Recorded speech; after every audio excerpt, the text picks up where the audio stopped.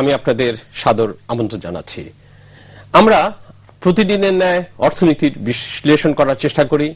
আমরা প্রতি অনুষ্ঠানে জানার চেষ্টা করি দেশের অর্থনৈতিক কর্মকাণ্ডে কি হচ্ছে। আমরা কথা বলবো আজকে বিদ্যুতের সংকট নিয়ে। আপনি যদি বিদ্যুতের সংকট মোকাবেলা না করতে পারি সবাই মিলে, আপনি, আমি, সরকার, তাহলে এদেশের অগ্রগতি যে বাধাই থাকবে না, আমরা সামনের দিকে এগোতে পারছি না। আমার আজকের অতিথি দুজন বিশিষ্ট ব্যক্তিত্ব, পরিচয় করে দিই। প্রথমে আমার সাথে রয়েছেন বিশিষ্ট মুক্তিযোদ্ধা, প্রশাসক এককালের এবং বর্তমানের বিদ্যুৎ এবং এনার্জি বিষয়ক প্রধানমন্ত্রীর উপদেষ্টা ডক্টর তৌফিক ইলাহি চৌধুরী। ডক্টর তৌফিক ইলাহি চৌধুরী, আপনাকে অনেক ধন্যবাদ। এর সাথে রয়েছেন বিশিষ্ট ব্যবসায়ী, যিনি বিদ্যুৎ সেক্টরে অন্যতম বিনিয়োগকারী এবং অত্যন্ত সফল ব্যবসা হিসেবে পরিচিত, শিল্পপতি হিসেবে পরিচিত। তিনি হলেন সামিট গ্রুপের চেয়ারম্যান জনাব আজিজ খান। আপনাদের দুইজনকে আমার অনুষ্ঠানে আসার জন্য ধন্যবাদ জানাচ্ছি। মিস্টার তৌফিক ইলাহি চৌধুরী, আপনি বিদ্যুৎ সচিব ছিলেন, আপনি সচিব হিসাবে যথেষ্ট সফলতার পরিচয় দিয়েছেন। গত 6 মাসে আপনি উপদেষ্টা হয়েছেন প্রধানমন্ত্রীর। বিদ্যুৎ সংকট নিয়ে অনেক কথা আমরা বলছি, কি উদ্যোগ নিয়েছেন বিদ্যুৎ সংকট থেকে বেঁচে আসার জন্য? দেখেন, গত 7 বছরে বিদ্যুৎ এবং জ্বালানি খাতে যে অবহেলা এবং দুর্নীতি হয়েছিল, সেই কারণে কিন্তু এই সেক্টরটা মুখ থুবড়ে পড়েছিল যখন আমাদের সরকার দায়িত্ব গ্রহণ করে। মাননীয় প্রধানমন্ত্রী এই মন্ত্রণালয়ের দায়িত্বে আছেন এবং এই থুবড়ে পড়া সেক্টরকে আবার পায়ে দাঁড়ানোর আমরা চেষ্টা করছি।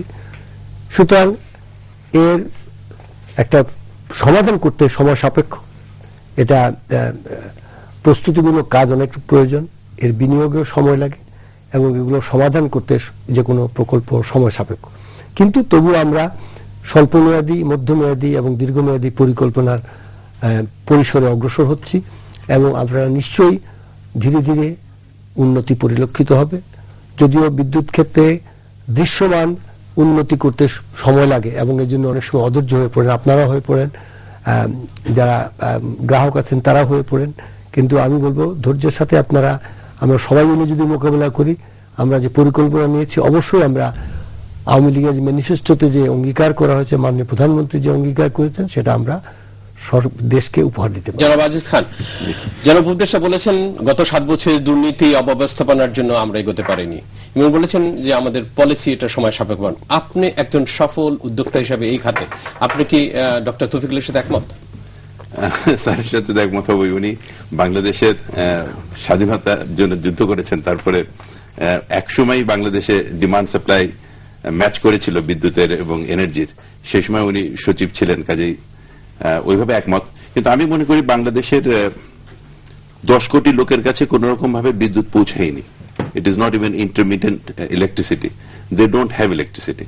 তো এটা বাংলাদেশের উন্নয়নের সবচেয়ে বড় বাধা, যতক্ষণ পর্যন্ত তারা বিদ্যুৎ না পাবে।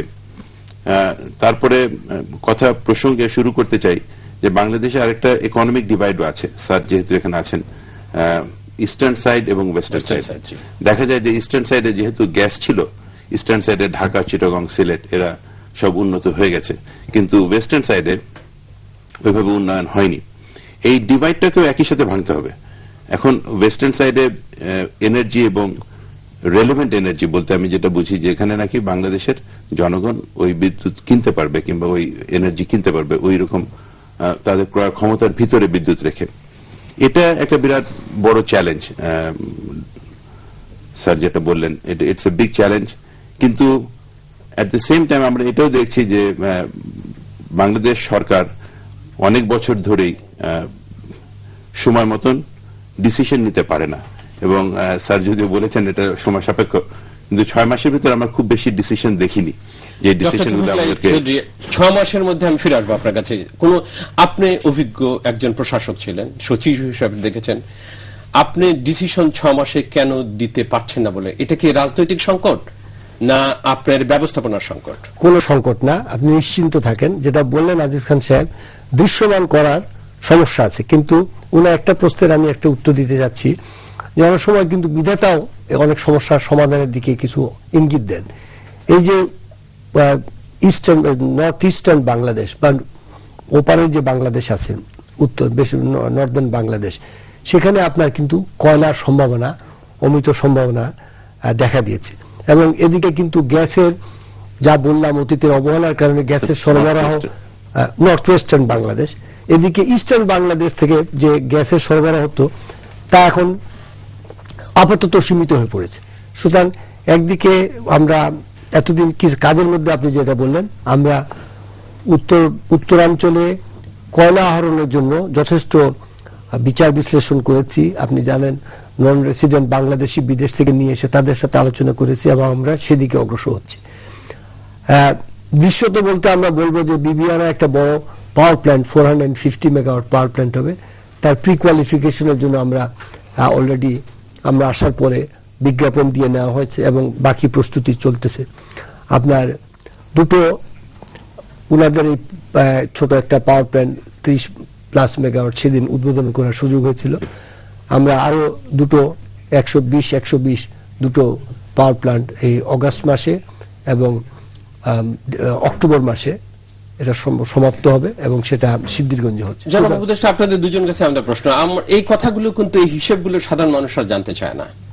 আপনার মানুষ অন্ধকারে আছে, আপনি ডে লাইট সেভিং এর জন্য আমরা পদক্ষেপ নিয়েছি। আমরা বলছি এখন যে 5230 মেগাওয়াটের মতো আমাদের প্রোডাকশন ক্যাপাসিটি আছে, আসলে গ্রিডে আসতে পারে 4000, ম্যাক্সিমাম 4000। এবং আপনার গত 2008 বেশ কিছুটা নতুন অ্যাওয়ার্ড, প্রায় 24টা অ্যাওয়ার্ড দেওয়া হয়েছে।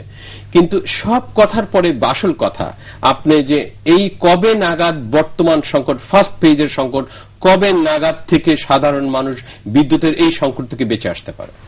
আমাকে একটা, যদিও সরকার বলেছে 2013-2020 সালের মধ্যে সবাইকে বিদ্যুৎ, কিন্তু আপনি কবে নাগাদ বর্তমান সংকটের উত্তরণের ফার্স্ট ফেজ হতে পারে? আমি আগেই বলেছি যে বিদ্যুতের, আপনি যদি আপনার অপার অর্থ থাকে, আপনার অর্থের কোনো সংকট নাই, আপনার জ্বালানি কোনো সংকট নাই, তারপরে একটু বিদ্যুৎ, বড় বিদ্যুৎ কেন্দ্র আপনি অর্ডার দেওয়ার পরে 24 মাস লাগে। বড় একটা কম্বাইন্ড সেকেন্ড পাওয়ার প্ল্যান্ট 24 মাসে একা পাওয়া যায় না। কিন্তু আমি মাননীয় প্রধানমন্ত্রী যে নির্দেশ দিয়েছেন, যে নির্দেশ দিচ্ছেন, এই ভিত্তিতে যে আমরা অগ্রসর হচ্ছি, এটা একটা মনে রাখতে হবে। কিন্তু বিদ্যুতের চাহিদা বেড়েই চলছে। এটা চাহিদার সাথে পাল্লা দিতে যে যদি আমরা ভালোভাবে অগ্রগতি না, তাহলে সবসময় পিছনে পড়তে হবে। আমরা আর পিছনে পড়বো না, আগামী বছর আমরা এই পাল্লা দিয়ে ধরে ফেলবো। খান, পাল্লা দিয়ে ধরে ফেলবো, পিছনে পড়বো না। না, এটা তো খুব ভালো। আপনি তো জনাব উপদেষ্টা পলিসির কথা বলছেন, সরকারের আবেগের কথা বলছেন, উদ্বেগের কথা বলছেন, স্বপ্নের কথা বলছেন। আপনি এই ফিল্ডে একজন সফল ব্যক্তি হিসেবে কতটা বাস্তব মনে করছেন যে এই যে পিছনে ফিরবো না? এখানে বাংলাদেশে বিদ্যুতায়নের সবচেয়ে বড় অসুবিধা, চ্যালেঞ্জ হয়ে গেছে এখন যে ন্যাচারাল গ্যাসের অভাব বলা হচ্ছে। It's a total supply chain ম্যানেজমেন্টের মতো।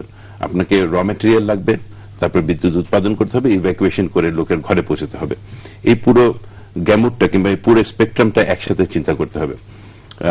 তো মাননীয় উপদেষ্টা এখানে বলছেন যে গ্যাসের অভাব হচ্ছে, তো গ্যাসে হিউজ ইনভেস্টমেন্ট দরকার। একই সাথে